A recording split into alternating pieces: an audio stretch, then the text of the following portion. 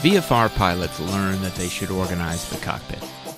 When you start flying IFR, you quickly realize it's critical to use good cockpit resource management. Now, when I was training, that meant folding your low and route charts just so, clipping your paper approach plates to the yoke for easy access to that critical approach data, or sorting your plates into binders like this one. Now we've got all that information in our electronic flight bag app on our iPad or tablet, but we still need to apply those CRM concepts.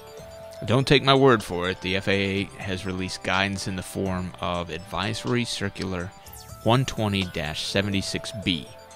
And some of the guidance in this short video can be found in that document, but it's definitely worth taking your time to read the whole thing. So, what do we need to think about to make the iPad cockpit ready? Well, number one, power. It should be adequate and available. Redundancy. There should be no single point of failure. Visibility.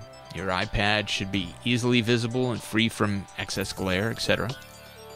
The environment, certainly the operating temperature's got to stay between 32 degrees and 95 degrees Fahrenheit. And of course, secure. And that means strapping it to your leg or mounting it on your yoke or some other means of securing the iPad. And that's what I want to talk about today. What I want to show you today is the Flex Yoke iPad mount from mygoflight.com. That's this guy right here. What I like about this one is that it's infinitely adjustable. Once you loosen that main control, you can see that you can adjust it in the airplane higher, lower, any way you want. Then once you tighten that, you can see that it tightens the main control arm and also the two mini ball joints on either side. This one connects to the yoke in the airplane, and this one connects to the Aviator sports cradle, which I'll show you here in a minute.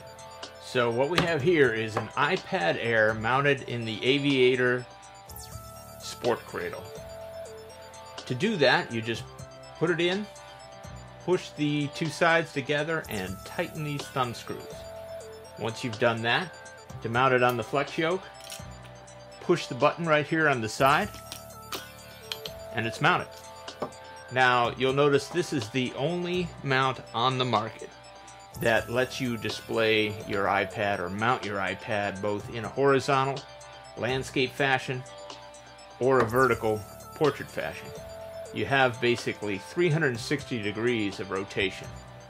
Now here's an example of an iPad Air 2 attached to the Aviation Sport Cradle.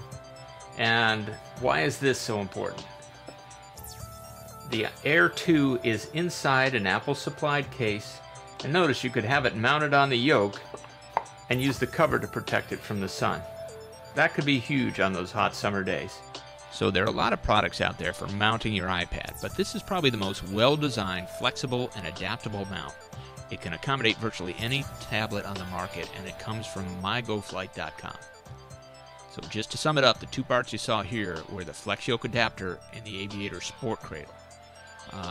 Now we like it because, as you saw, it's infinitely adjustable. It mounts anywhere. So the one you saw today has a yoke mount, but you can also get them with a suction cup or a panel mount option.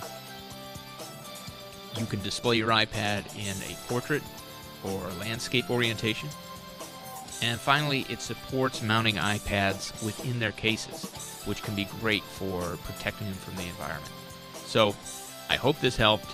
Thank you very much for your time, and fly safe. This tip was brought to you by imcclubs.org. Proficiency through education and experience.